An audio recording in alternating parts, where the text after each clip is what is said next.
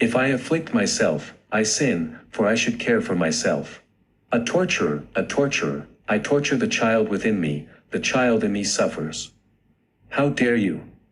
How dare you pour this misery onto this lowly, feeble soul? Wickedness. I shout, anathema. This is anathema. A diseased mind, this tale never stops hearing, for it has written history. The afflictions of a fool has long been and so dire, he seeks conformity, and wrongfully so he conforms. Why doeth this? Dost thou create order from fear? Why don't thee seek wisdom first?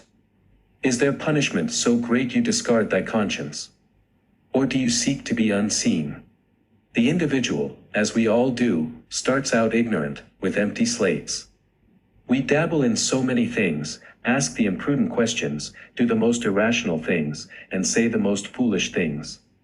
The motives for doing all of these fascinating things, while clear to an outside observer, can be muddied very quickly because we do not always know what we do, and society has done a very effective job of passing judgment on us.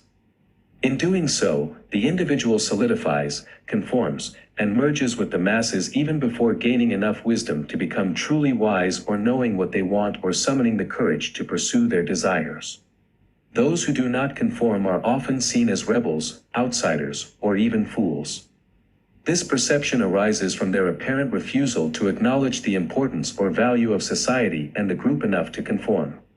But, one must ponder, is this truly the case? Is the group inherently right? Are the collective views superior to those of the individual? Is the collective of greater importance than the individual?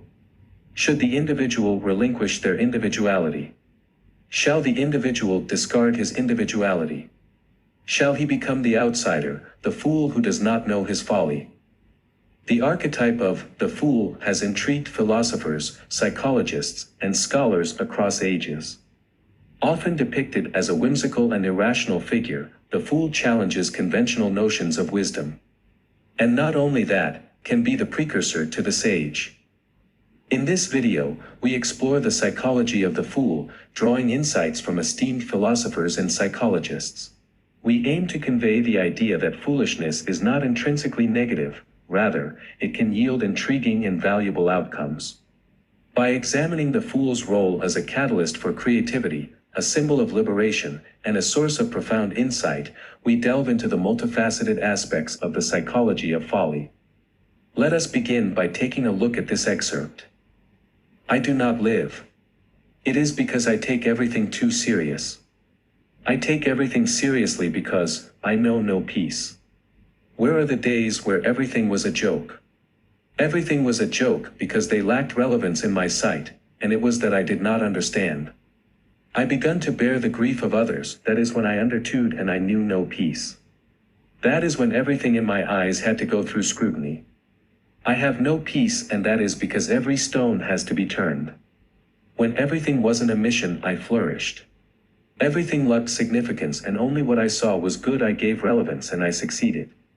Where are the times when everything did not have a purpose? How can I have that? How have I become so aware, so conscious? Why have I cursed myself? This is a man who laments over losing a part of himself. A part so crucial to him, to his development, to his progress. This is a man who now cannot be himself and criticizes every action of himself. Therefore his action has come to become a reflection of the collective. It is important that we take note of this very important situation. Let's consider Carl Jung's view on this. Jung's viewpoint suggests that the willingness to step into the realm of foolishness can lead to the discovery of uncharted creative territories. By defying conventional norms and societal expectations, we liberate ourselves from self-censorship, allowing creativity to flourish. The renowned Swiss psychiatrist Carl Jung emphasized the importance of integrating the fool archetype for personal growth. Jung asserted, the fool is the precursor to the savior. This perspective explains the fool's role as a catalyst for creativity and self-discovery. Jung believed that by embracing our inner fool, often hidden beneath societal masks, we initiate a journey of individuation, the process of becoming our authentic selves. The celebrated artist Pablo Picasso famously also noted, every child is an artist. The problem is how to remain an artist once we grow up. Picasso's insight underscores the link between uninhibited creativity and a willingness to embrace foolish approaches to art. In Picasso's world, embracing the unconventional and the seemingly irrational became the wellspring of artistic innovation. Picasso's own artistic journey exemplifies the liberating potential of embracing folly. His art, characterized by bold experimentation and playful distortion of reality, demonstrates how foolishness can be harnessed to unlock new dimensions of creativity. Not only does the fool helps us hone our creative selves, the fool can also be seen as the symbol of liberation. As noted by the existentialist philosopher Albert Camus, the inherent tension between human longing for meaning and the apparent meaninglessness of existence. Camus asserted, in order to exist, man must rebel, but rebellion must respect the limits that it discovers in itself, limits where minds meet, and in meeting, begin to exist. The fool, as a symbol of absurdity and liberation, challenges the constraints of societal norms and invites us to embrace the freedom of living authentically. Camus' perspective encourages us to confront the existential absurdities of life and, in doing so, to liberate ourselves from the bonds of societal conformity. The fool embodies the audacity to live according to one's values and principles, even when they appear unconventional. Jean-Paul Sartre, another prominent existentialist philosopher, famously asserted, "Man is condemned to be free." The fool, as an embodiment of existential freedom, defies societal conventions and expectations. Sartre's philosophy reminds us that true freedom entails embracing the sometimes uncomfortable reality of choice and responsibility. The fool, by its very nature, champions this existential freedom. It dares to step outside the comfort zone of conformity, inspiring individuals to explore uncharted territories of thought and action. By doing so, it offers the promise of liberation from the constraints of the ordinary. The fool as a source of profound insight.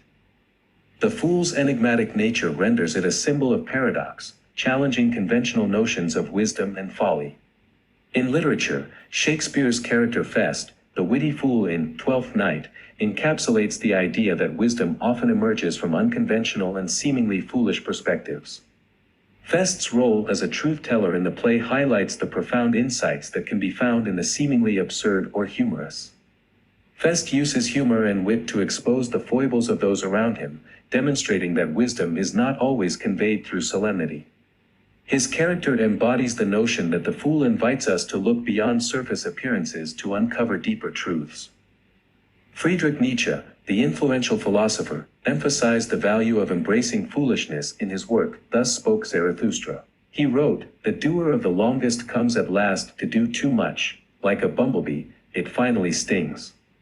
Nietzsche's insight suggests that those who take life too seriously may miss out on the liberating power of foolishness. Nietzsche's philosophy encourages us to strike a balance between the seriousness of our endeavors and the playfulness of our approach. The fool, in its joyful audacity, reminds us to approach life with a sense of lightness, fostering personal growth and self-discovery. The study of the fool's psyche offers a deep dive into human consciousness, unveiling the intriguing idea that wisdom frequently resides within the seemingly irrational and unconventional. Embracing our inner child allows us to tap into our creative potential, challenge societal norms, and discover profound insights within the unconventional. In the fool, we find a reflection of the complexities of human nature, inviting us to explore the intriguing and valuable insights that can emerge from embracing our own foolishness. Ultimately, the psychology of the fool conveys a powerful message, that foolishness is not inherently negative but can be a source of inspiration, liberation, and profound understanding. By allowing ourselves to embrace the fool within, we open ourselves to a world of creative possibilities, authentic living, and the wisdom that can only be discovered by daring to be a little foolish. As we conclude our exploration of the psychology of the fool, we unveil a profound reality, that hidden within the apparent absurdity lies the potential for profound wisdom and personal growth.